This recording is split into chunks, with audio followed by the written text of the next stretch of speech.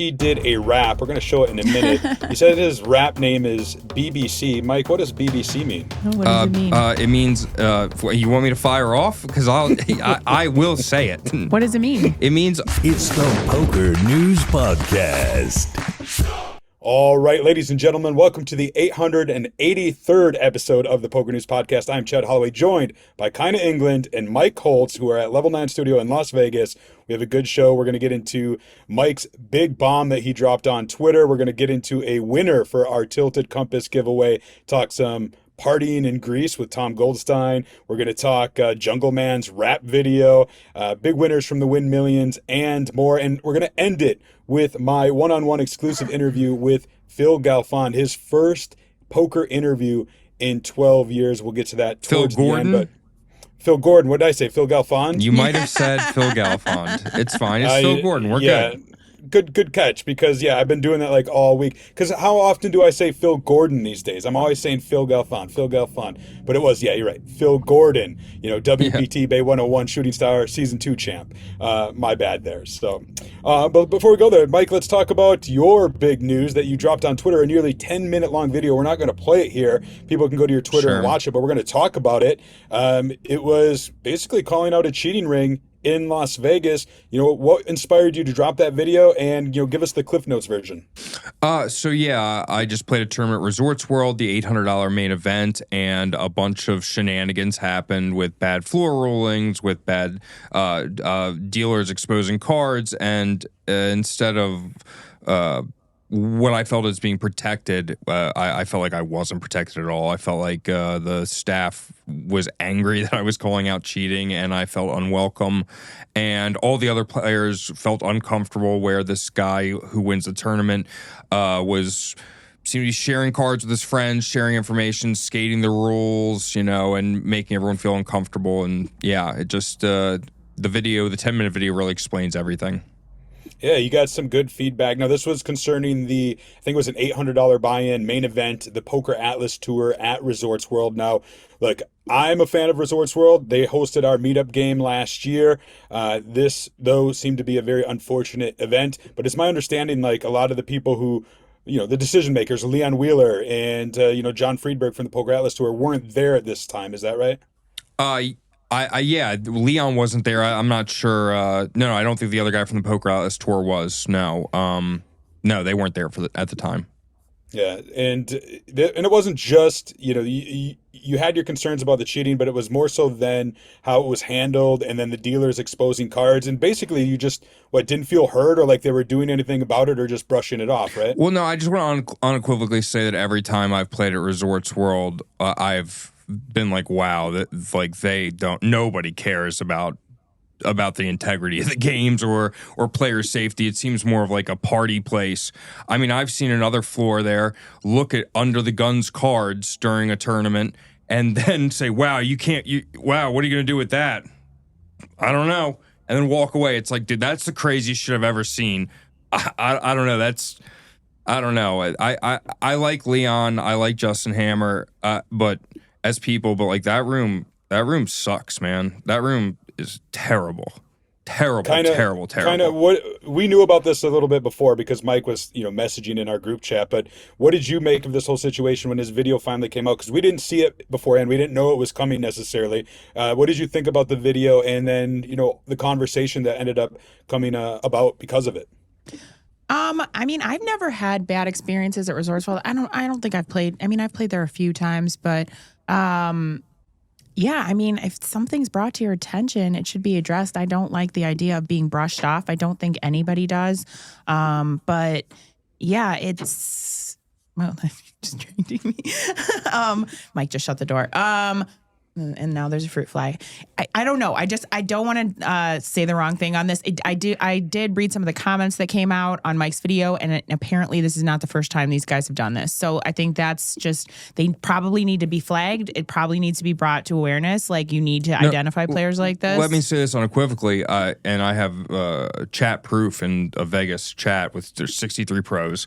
May 24th, May 20th last year, somewhere in that time, I played with the same group, and literally I caught the one guy. He's next to me. He's playing. He's on his phone on like some sort of like group messaging call, and he's got AirPods in, and he's a nice dude. He's the guy that won the Venetian, but he's like whenever he's on like a phone call, and then there's someone playing GG, and it said like Hector Francisco Nebet at the top, and I was like, that's not this guy's name. I was like, is this guy ghosting someone right now? And then the guy gets cards. He gets like ace 9 off or whatever in a spot where he's got to open, and then like. This guy who hasn't said anything, it's on him, and he just goes 2.2, and then the guy opens 2.2, and I'm like, no fucking way. So I take pictures and video, I send it to the group chat, and he's at the table with 2 other friends, and they're talking. These are the same guys who everyone's seen around Vegas this year. And I told the floor, multiple floors at Venetian at their old poker room, I said, you got to separate these guys every time they're at a table. They're doing weird shit. I don't like it. A year ago, I said that to them. Wasn't this a recent thing though with the Venetian too, where like recently, isn't that what the Pat's same posted? guy? Yes. Yeah, so about the chip dumping. So that's or where I'm something. getting at here is that these same 2 guys are at the Venetian a year later doing this, where one guy has 2.5 big blinds or whatever the number is, jams, and then Pads, who is a high stakes professional coach, great guy, has his own courses. He saw it and said, "There's no way he could ever fold any 2 cards there." And these guys are obviously cheating, colluding, whatever you want to say. And yeah, I mean, I've seen it in person myself, where they've done some weird stuff where it's like, I don't know, man. Like it seemed like they were pushing other people out of the pots, and like. It makes people uncomfortable to play at the very least, and yeah. But what I will say is this: I've gotten hundreds of messages about this video, and the support I felt is overwhelming. And from everyone I talk to now, I hear that at poker rooms, people are getting called out left and right for stuff. Everyone's trying to self-police. So like, it seems to me like the video might have actually done what its purpose is, which was to get people to try to work together as a community to enforce and police cheating. Yeah, I think it certainly did that. You know, I had some conversations off the record with some people in Las Vegas, and like the series of events, you releasing the video, Patrick Leonard, Pad's Poker, you know, retweeting it and say this is worth a watch, that it was the first time in 15 years that he's ever called a floor because of suspected cheating and collusion. And so it just shined a very bright light onto it, so much so that I don't think the poker rooms in Vegas can ignore it. And I know for a fact that a lot of the power players, not in terms of poker players, but actually those, you know, director of pokers or tournament directors in Vegas are now very much aware of it, or maybe they even were, but now they realize like this is an issue that is out there, that it cannot be ignored. And I would like to think that they're going to take some sort of action, whether that's Resorts World or another property, especially with the WSOP rolling around. You know, people need to feel comfortable coming to play live, especially. People don't already feel that online, let alone live. And to see this stuff happening in Vegas is terrible. And, you know, kudos to you for calling it out publicly, because it takes a lot of, a lot of courage, right? You're putting your reputation on the line with something like that. But from the feedback I got, you know, you're a little bit of a hero, Mike. Yay. Not all heroes wear capes. Some of us wear blue tilted compass hoodies. Well, and even Nikki made a video about it, right? Did you see that? Nikki made a video about it? Yeah. Wait. No. Are you talking about the one where she was... No, I missed the Nikki video. I didn't know yeah, she you made did. it. You saw it. Like where she, you know, it was just... Oh, the guy who does all the rules and everything? Yeah, no, that's me. That's me at the table. Yeah, I know. You inspired her. Yay, what an inspiration. I saw the video, though, and I was like, oh, this is such great timing. No, 100%. She did a video. It was really funny. Check it out if you haven't seen it yet. That it was just like the guy at the table that enforces all the rules. Yeah. It's funny. Real fast about the cheating scandals, yada, yada. I think there's a few fairly simple steps that every casino can take to ensure that, at least at a base level, you can cut off a lot of the cheating. And let me tell you what's happening. And I talked to Ryan Beauregard over at the Wynn, and what he said was that what happens is, like with pinhole cameras, right? So people have these cameras basically where you can put it on your phone or whatever it is, and they keep them on the rail like this, and it's able to see the dealer's pitch. And people have been caught in Vegas, people have been caught in Europe, and what they've done now is, because of this, they've done all the dealers in Europe, they deal in a way where they pitch directly down. So it's just impossible for you to see. Because what happens, I'll explain it to everyone here. This is what happens when cards get exposed in a normal pitch. The dealer who's right-handed, let me move this over here a little bit. The dealer who's right-handed will pitch normally like this, but then when they get to these seats, they start to have a flick. So what happens is the edge of these cards is able to be seen by these players. So that's the biggest issue. And then the left-handed dealer, obviously, for the opposite side. So that's the fix, is dealing it European style directly down, or electronic tables, but more likely European style dealing, and then no electronics on the table. No electronics on the table. And there are a lot of casinos that already kind of enforce that. I know, especially in Illinois casinos. Like, there's certain rules. You can't even wear AirPods. You can't have your phone on the table. It can't be on the rail. You can't use it at all, like when you're in a hand or anything like that. So, I mean, I don't mind that too. If the casino or the table, the dealer's like, hey, you can't have your phone. I'm like, oh, sorry. And I just put it in my pocket. Well, it's a balance though, right? You have to balance customer safety with customer satisfaction. Yeah. So if you can't have AirPods, you can't have all this stuff, then does it become a point where it's like, how much good, how much detriment, yada, yada. I for one, would love no electronics at all, no AirPods, no nothing, because that's how they cheat, right? Pinhole camera, see cards, someone's relaying it to them. And you got to remember, if we're playing an $1,100 tournament, like, that's where first place, like last weekend, $300,000 Matt Schultz got for first place. So it's like, this is crazy amounts of money. It's not far-fetched at all to think people would want to cheat using simple devices like that. So I think WSOP and everyone needs to look at this before. I think electronics need to be banned for sure, like immediately. Yeah, I think so too. And I think that outlets and dealer training schools need to start teaching the new technique. They're already doing it in Europe on the Poker Stars, on the EPTs. They've adopted that particular technique, if you will. And whatever the first dealer school is that does it, I mean, that's going to be a premium, right? That's the school that does it. Everyone's going to want the dealers from that school, so it kind of incentivizes you to be the first school to start doing it. I don't know. If I was a dealing school, I would start doing it right away. Right. Sorry about that. No, all good. I do want to give a shout out to John Friedberg. So he's a WSOP bracelet winner. He is the president and CEO of Poker Atlas, a guy I know very well. As I mentioned, he wasn't there. He did issue me a brief statement when I wrote this article. He couldn't say much, and I understand why. So he basically said he's very strongly opposed to cheating, that he wasn't there, that the integrity of the game is very important. He doesn't have access to the surveillance footage or anything.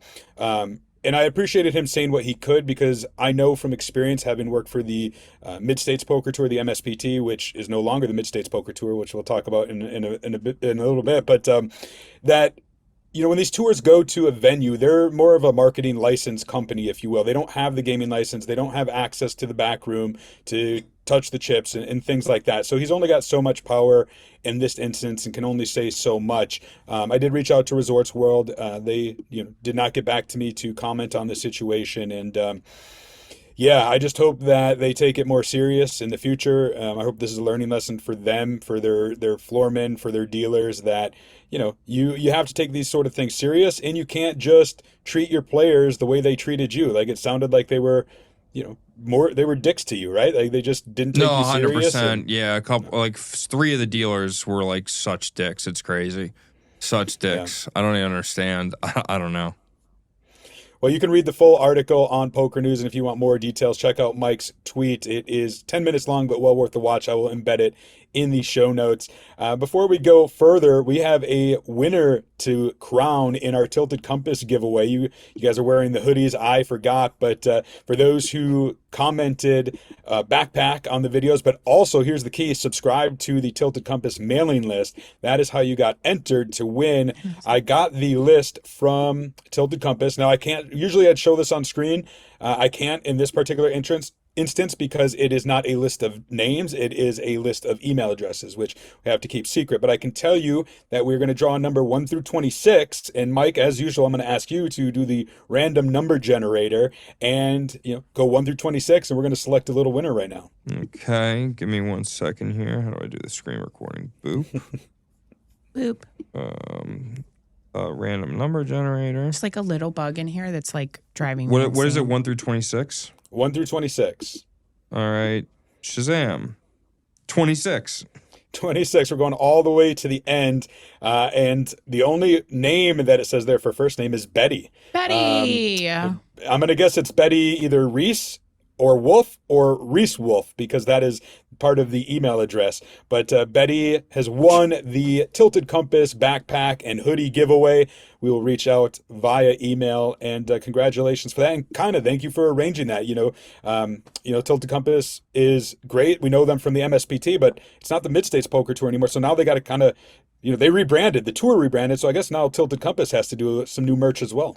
Yeah, and I spoke to Kyle from Tilted Compass today, and they're going to be at the next few stops. I mean, the merchandise is still, cool. If you get the old logo or the new logo, I like the sweatshirts. I like the way they fit. I like the Tilted Compass logo. So check them out if you're at the next Iowa. I don't even know what to call it anymore. MSP major. It's the same. It's the same letters. Is it? Yeah, what's it's still major, MSPT. It's Major Stakes Poker Tour now. Oh, okay, I didn't know that. I thought it was Major Poker Tour. Like I thought they even just took the MPT. Away. MPT. I don't know. Let me correct you all. So it started off as the Minnesota State Poker Tour. Then it went across state lines, so they needed to change names. This was back in 2011. So they became the Mid-States Poker Tour. And I can tell you from working for the MSPT that most people thought it was mid-stakes with a K, which makes not a way T. more sense, and that makes a lot of sense, I think. Right, and that's kind of where I was like, even when I worked there, I'm like, maybe that's what you should go with. But they ultimately went with a brand new kind of logo and name. It's the Major Series of Poker Tour. So they're still keeping the MSPT. It's still known as the MSPT. But they've got some actually fun things going on, some fun changes that I think are going to be good for the game that are highlighted in an article on Poker News. So you can check them out. And you can also check out Tilted Compass at, I think it's tilted-compass. Is it .com or is it .org? Yeah, I think it's .com. It is .com. Yeah. So check them out, and thank you to them for allowing us to do a giveaway. And also a big thank you to our sponsor, which is the WSOP free-to-play app. I was just on there earlier today doing my daily blitz challenge. I did not do too well. I only got 2 boards correct before I really messed up, but that's neither here nor there. They sent in a little video. Check it out.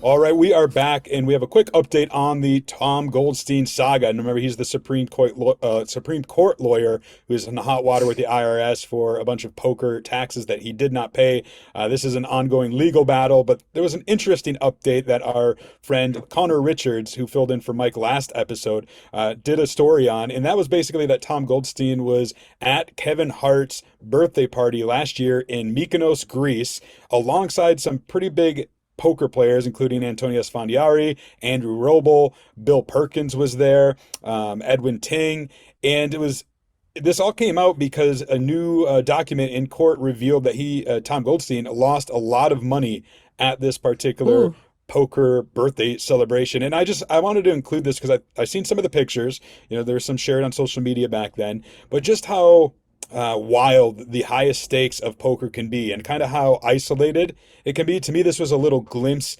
into that world. Mike, what did you make of this whole, it's Kevin Hart, one of the biggest stars in Hollywood.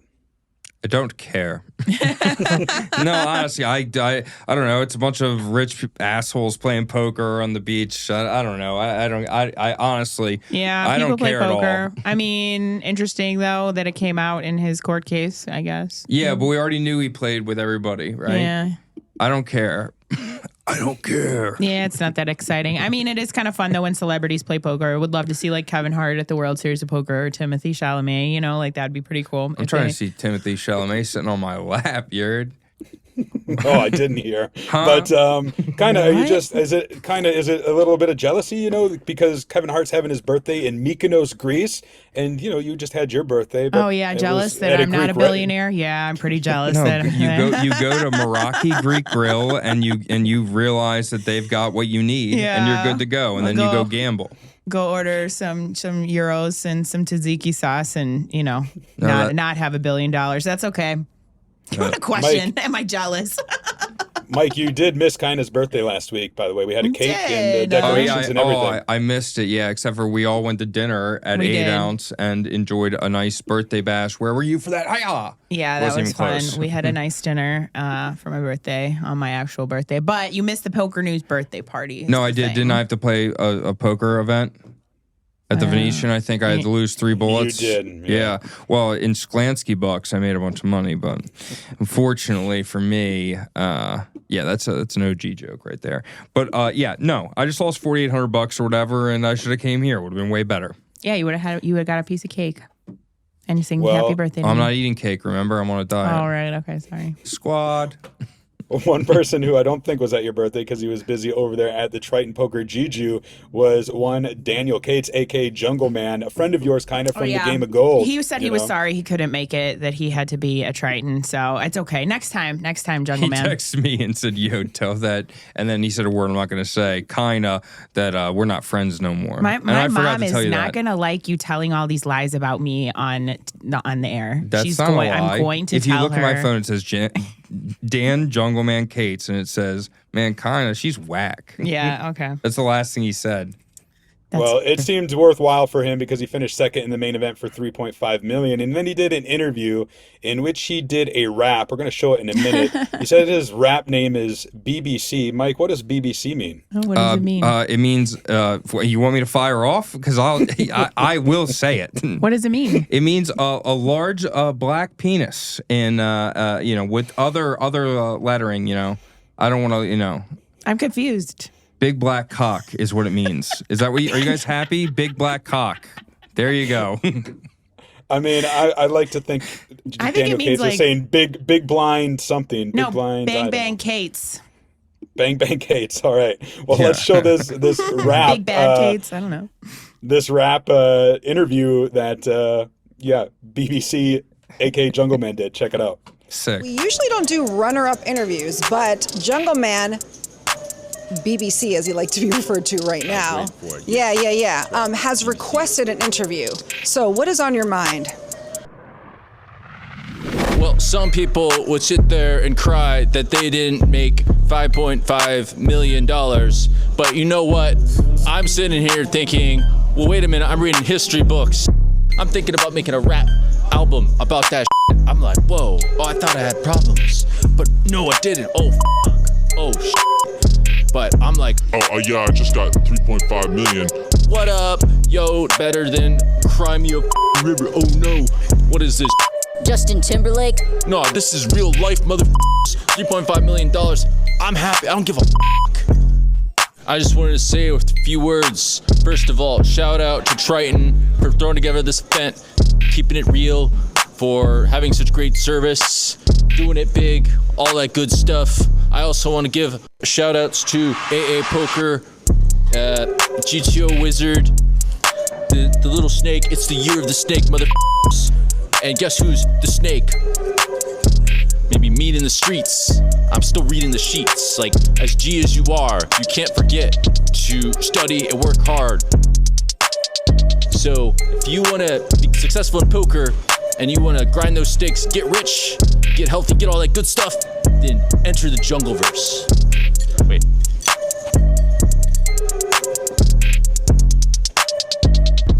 I mean, I guess I'll drop the mic for him. All right, so there you have it. Jungleman's rap. This is a guy who's dressed up as Macho Man Randy Savage. He's had many costumes over the years. He likes his gimmicks, and now he's a rapper. At least for today, he was in your Game of Gold. He was Danny McFanny, the Irishman. I don't know. What did you guys make of? Yeah, what did you make of this latest rap? Mike, let me start with you. Yeah, I mean, his first album name should be Weaponized Autism. I mean, that shit's wild, brother. His rapping skills are, man, that boy's a rapper. I don't know. What's going on here, guys? What's I happening remember here? when I was like new to poker, this must have been in like 2020 or 2021. I can't remember, where he dropped some music video that was literally like a softcore porn. It was I like remember him that. banging some chick, and like they were playing poker and they're all wearing masks and everything. And we were like, what the fuck is this? But No, I do it was remember like that, yeah. a subject of conversation. So Yeah, that's true. I forgot about that. This seems pretty tame by those standards. Now I we're did thinking get about it, there's like some creepy stuff going on. Oh yeah, I'm sure. When the Jungleman documentary comes out in 10 years, the breadcrumbs were there. weaponized autism. That's what the documentary name is. Jesus. I got a kick out of when my colleague John Sofin called the rap video. It flowed like a clogged toilet, which I thought was pretty shit. Oh, there was a shit. poll on Poker News. There was a poll, though, that asked, what are your thoughts on the rap video? And it actually was pretty split. 38% said love it, 39% said hated it, and 23% were indifferent. I will say, regardless of this particular rap, I am a big fan of Jungleman. I like what he brings to the table, well, both on and off the felt, because he's very entertaining. Yeah. All right, let's talk. The Wynn Millions is all wrapped up. I'm assuming, I know, Mike, you were over there playing at the Wynn. They had their championship event, and it was a familiar name coming out on top. It was a $3,000 buy-in. It was Harrison Gimbel taking it down for $455,000. He is a PCA champ from 2010, WPT champ from 2016, and a bracelet winner from 2017, and now he's got a Wynn Millions title. I don't know. Harrison Gimbel is just one of those guys who's been around for 15 years and continues to win. 1,003 runners in that one. Mike, how many bullets for you? 0. I didn't play the 3K. Oh, you didn't play? Oh. No, I thought there was more value at the Resorts World 800. Ha! There wasn't. No, it's a bummer. There was less value there. Yeah, but you did cash. You got like 23rd or something, right? Or Yeah. I would have paid $2,000 not to go to that event. Noted. Cole Ferraro took third place in that Wynn Millions. He's the man. And one he that went pulled under the a big radar. bounty too. I saw Cole pull a big bounty, like in one of the mystery bounties. Good Cool. job, Cole. Cool. Well, I'm just saying, if we're talking about him, Well, how big was the bounty? 25K. There you go. Let's go, Cole. Here's one out of the hat that I don't think anybody You're mentioned so or noticed until I saw it on the results. 8th place, James Bechtel from Gilbert, Arizona for $53,000.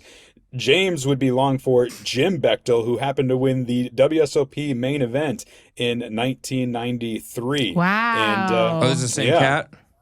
It's the same cat. He actually won a bracelet, second bracelet, like 5 years ago. He's a guy he's like a farmer in Arizona. He comes up to the WSOP in Vegas, maybe a few times a year, fires around and is winning. You know, he's one of the old school legends that I always get a kick out of when I see his name.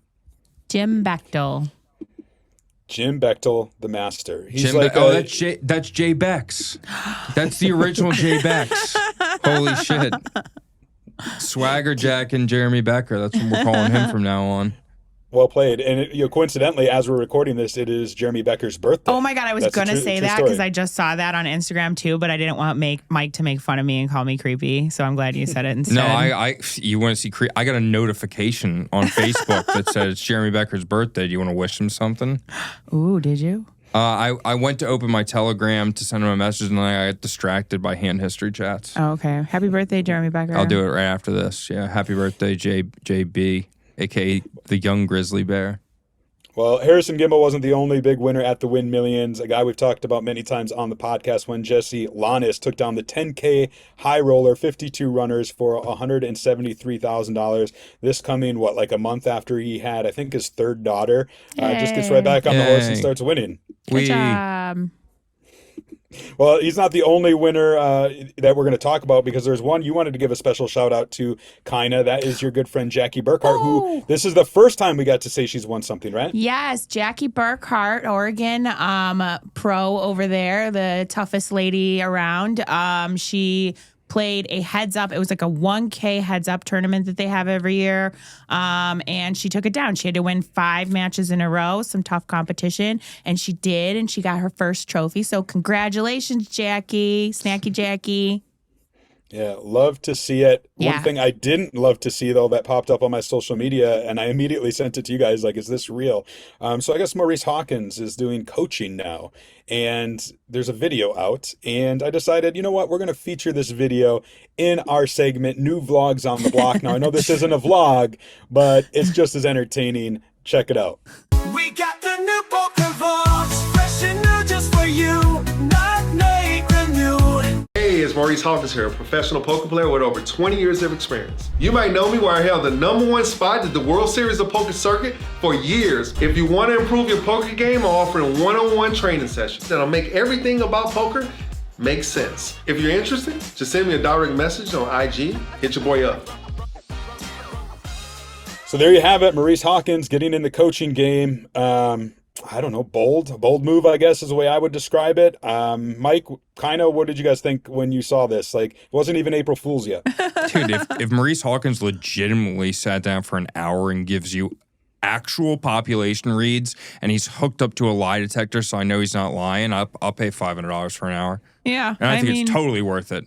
As ridiculous as I know that might be a weird take for most people, but like I swear to God, I mean the guy's obviously got some sick pop reads on against Rex exploits, etc. So like maybe it might be worth it if he's. But the whole thing is you have to trust him to give you the actual information and not a bunch of bullshit. You know what I mean? Yeah, I mean, it seems like he knows what he's doing. I mean, like all this details aside, I'm not going to get into that, but obviously he wins. He's not a cheater, like, so he's got some knowledge in there that might be worth paying for if you're up for it. Yeah, this is why reputation is so important in poker. And I've kind of said it before, man. If you would have taken care of his dirty laundry in the past, if you would have made things good and then focused on the positives like this, it would probably have a lot more upside than it end up will. But I will say one thing is that when we did talk about him a few months ago, he actually reached out to me, and I'm sure he reached out to you too, and said that he was working things out between one of the people that he owed money to and that he was on a payment plan. That's just what he told me. I didn't see any receipts or anything, but I'm going to believe people, that go out of their way to tell me something like that, I guess. So maybe he is working on trying to make things good. He probably doesn't like all the backlash. Maybe he wants to help and give back. And he posted publicly to you? No, he texted me. Privately? Yeah. I mean, that's good. But I'm telling you about it. I'm just, what? No, I'm just saying, I don't know if I had to pay my bags back, probably post publicly about it so everyone stopped hating me. I don't know. Yeah, I mean, maybe he was just waiting. I don't know his logic. I'm just saying. I'm just sharing information that I had. And, I don't know. Let's drop it. But we just don't believe you. Uh-huh. Well, I'll say like kind of hopefully that's the way it is going, but who knows. We're going to wrap up this episode with a great interview with Phil Gordon, not Phil Galfond. This is a guy who obviously was huge during the poker boom back in 2004, won the WPT Bay 101 Shooting Star the first time it was on the tour. And that was kind of the impetus of me reaching out was they recently announced that the Bay 101 Shooting Star is going to return to the WPT schedule this year for the first time since 2017. So I pulled out the old DVD box set. I watched it. It was Phil Gordon. Chris Moneymaker was there. And it brought back a lot of memories. And I thought, you know what? I wonder if Phil Gordon would be willing to do an interview with me. I know Phil Galfond would, but we do get into the poker history, what it was like playing with Chris Moneymaker the year after he won the WSOP Main Event, and what he's been up to, what we haven't seen him for the better part of a decade, and maybe, just maybe, we might see him again. Check it out. All right, ladies and gentlemen, I am with a very special guest, somebody I'm excited to talk to, especially given the news that the Bay 101 Shooting Star is back. The first ever WPT Bay 101 champ, Phil Gordon, a man I have many books of in my my collection. Phil, it's been a while since we've seen you in the poker world. What have you been up to? What's life like these days? Yeah, great to speak with you. I think it's my first interview in 12 years. Wow. So my kids will be excited to see me in the in the poker media again. And really that's what I've been up to. I've got two great boys, 16 and 15, junior here in Seattle and a freshman in high school. Both of them have recently discovered the joys of poker. And so my days and nights are filled with bad beat stories and Dad, can you believe this? And how would you play ace jack and everything in between? It's been so much fun, relearning the game with them. It's changed a lot, and they're on all the solvers, and my buddy Jonathan Little gave them a subscription to poker coaching, which they're using all the time, trying to get better. And it's been a real fun time for us as a family to reconnect with the game that I love so much and that's given me so much over the years, and introduce them to it and see them excited about it. Are they aware of, how big of a deal you were during the poker boom, your commentary and your books and your playing? Yeah. So I get a lot of "Dad, you used to be famous" kind of commentary, or "Dad, the game's changed a lot. You shouldn't call there with pocket deuces" and stuff like that. If you know teenage boys at all, and you probably should since you were once one, they know everything, and dads know nothing, and my boys are no different. Right.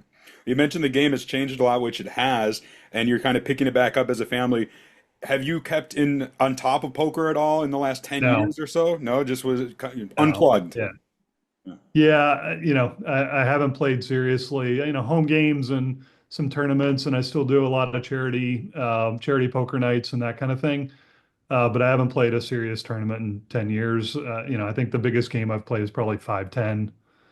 At the local card room here, if I really feel like I got to go get scratch the itch. And I still play with the Tilt Boys all the time. My gang of great friends that I learned playing poker with 20 years ago in San Francisco. But I spent a lot of time now at my job. 11 years ago, as of yesterday, I've started a company called Prompt.io. I'm CEO and founder. We're venture capital backed, profitable, growing like crazy, employees all over the world, and having a really good time with it, and making an impact, I think, with the customers that we're serving.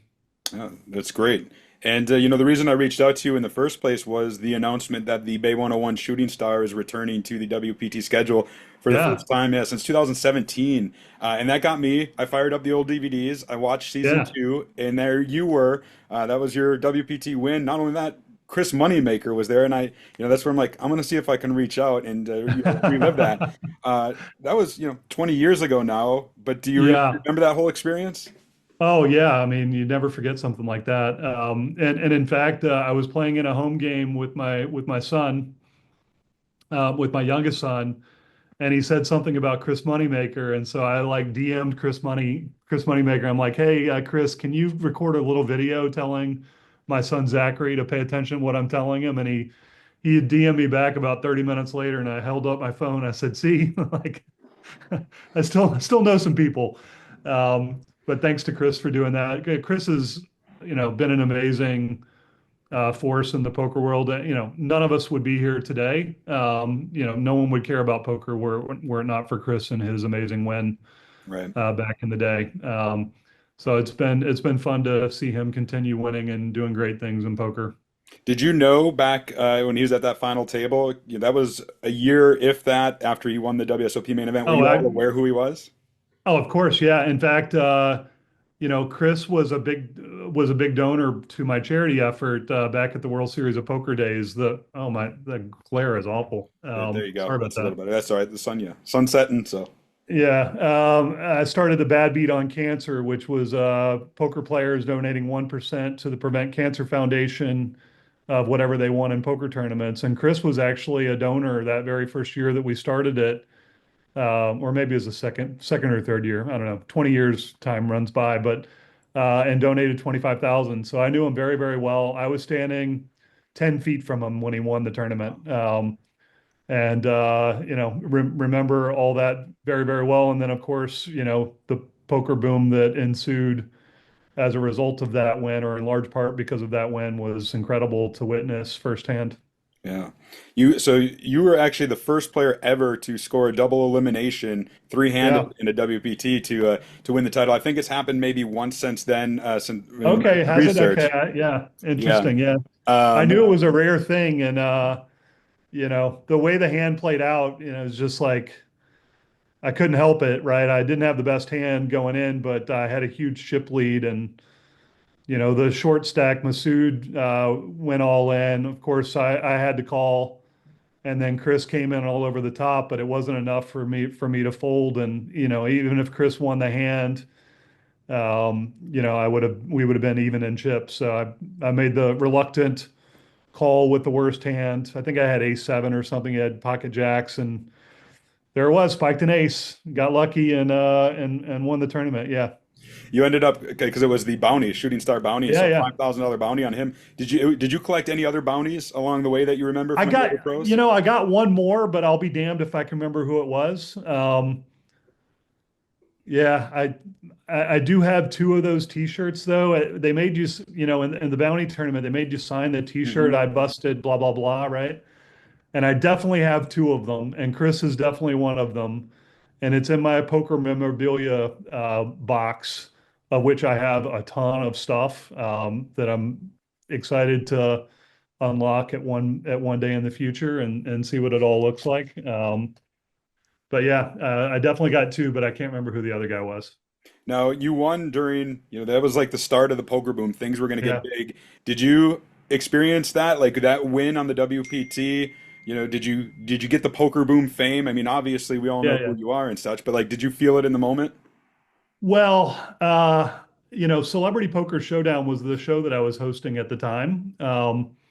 And it was, I think, one of the most popular shows on cable. It definitely outranked, ESPN's World Series of Poker for ratings and all that sort of stuff. It was back when like Ben Affleck and the cast of The West Wing and all those celebrities were playing, and Bravo was a hot channel. But so I think more than anything, the Bay 101 win, gave me a little bit more legitimacy in terms of like, not just a commentator, but the guy can play a little bit too. So it was very well timed for my career. I was writing books at the time due to the popularity of the poker show, and being able to, in those early days, if you could write down World Poker Tour champion legitimately on your bio, that really meant a lot. It still means a lot. Right. So it was a very, very well timed win. It did a lot for me. I'm thankful to Bay 101. I grew up playing there. Like, in my early 20s, we used to go there all the time, and me and my buddies would make the trip over from the South Bay and play there at least once a week. So it was great to win in my own backyard, so to speak. Right. You mentioned the Celebrity Poker Showdown, which was huge. We still see some players from back in those days like Cheryl Hines, Jason Alexander, Kevin Pollak. They're still in the poker circle. Any fun stories that you can remember from the Celebrity Poker Showdown days that you can share? So first of all, it was such a huge honor to be host of that show. In large part, it made my career, being able to introduce poker in a fun and exciting way with all the celebrities that people knew at home, playing. So I'm always thankful to the folks at Bravo and, Josh Molina and Andy Newman for drafting me for that duty. It's so much. It was an incredible amount of fun too. And I got to meet all the stars and hang out, and got invited to some great home games as a result of that too. So, I think the stars all had different ideas of why they wanted to play on the show. Some of them really loved poker and took it seriously and wanted to study, and others came and had no idea that a flush beat a straight and didn't care to learn. And I think that was, part of the joy in the show, is that you never really knew what to expect. But we had a great time. I think, I did something like 42 episodes of that show, before moving on and doing commentary for ESPN and some of the other poker shows as well. But it was great fun. Speaking of fun, I know one event that you used to participate in that no longer exists was the Ante Up for Africa event. Yeah. And yeah, when I was doing my research, I realized you actually defeated Shannon Elizabeth, a famous actress, heads up. And as fate would have it, Shannon Elizabeth returned to the World Series of Poker this last year. We did an interview with her and stuff. So she made a little poker comeback, if you will. But You know, can you share a little bit about what that Ante Up for Africa was all about? And you donated the entire prize, I think almost $130,000 to the charity, which was great. Yeah, it was a great cause. It had a couple hundred players, I think, in that tournament. How unlucky am I though? Like the only tournament I've ever won at the World Series of Poker, I didn't get a bracelet for. And it was a big Right. buy-in, and I didn't get to keep the money either. So I was like, double hit there. But it was great to be able to, to win that tournament and donate all the money. It's definitely a great cause, and felt like the right thing to do. So, looking back on it, yeah, it definitely is one of the highlights of my career is taking down that title. But geez, I wish they had awarded a World Series of Poker bracelet. Even to today, my friend group makes fun of me for failing to break through that World Series of Poker bracelet gauntlet and come out with one. So maybe one day, when the kids are off to college, which is not that far away, and I'm through a couple more years of growing the business, I'll be able to retire and get back to the tables. Yeah. One thing you did bring to the World Series of Poker at the time, which again we don't have, but the World Series of Rock Paper Scissors. Which, oh yeah. Anybody who watched those ESPN episodes remembers well. What was the story, behind that? How did you end up bringing that to? It's just super fun. $500 buy-in, winner take all, main event seat at stake. I think one year we had 64 players in and gave away a couple of seats and donated a bunch of money to charity. It was just so much fun. Best 3 out of 5, like always. And, 1, 2, shoot, let's go. So, would I like to see that come back? Yeah, for sure. Little known, I did host a show on Fox Sports called what was it? The World Series of Rochambeau, or no, I can't, Rock Paper Scissors Championship or something, but it was Bud Light sponsored. It was an hour show on Fox Sports, and I was the head referee and dressed in a tuxedo, and I don't know. Yeah, it was fun. I've done some crazy stuff over the years, and the rock paper scissors stuff definitely is at the top of the list. Well, one more thing that's fun about the WSOP is while you might not have won a bracelet in that event, you did make the main event final table one year, and Yeah. you are in a very exclusive club. I'm not sure the exact number off the top of my head. I need to do a little more research, but definitely less than 20 players who have both won a WPT title and made the WSOP main event final table, which is, an accomplishment for sure. Yeah, like I said, I had some good runs back in the day. Winning that World Poker Tour was amazing. Obviously, the final table of main event in 2001, it was a very different event back then. Only 613 players. So, different than the 10,000 they're getting now. I think I won 400,000 for fourth place. Carlos Mortensen won that year, and boy, he played amazingly great poker. Phil Hellmuth was at that final table. I put a bad beat on Phil that I don't think he's still forgiven me for. He had pocket nines, one of his favorite hands, and I had pocket sixes, and I'm an idiot, so all the money went in with about 6 players left, and I spiked a 6 on him to cripple him, and he busted shortly thereafter. But that was definitely a highlight of my. Anytime you can put a bad beat on Phil Hellmuth, it's a good time at the poker table. Yeah, absolutely. Yeah, that was a historic final table. Like you mentioned, Carlos Mortensen wins, defeats Dewey Tomko heads up. You Yeah. take fourth, Hellmuth fifth, Mike Mattisau sixth, and then Yeah. you didn't make the final table, but close to it, Daniel Negreanu in 11th place. Yeah, no, it's and it's amazing that all those guys are still around and playing at a high level. I get a lot of questions from my kids about Phil Hellmuth, as you might imagine, and Daniel as well. And it's fun to look back on the time that I had, as a quote unquote pro, and all the hands that we played together, and crazy trips and stories and everything. But I'm amazed at the longevity that those two in particular have had, and their continued success over the years. I think it speaks volumes to, their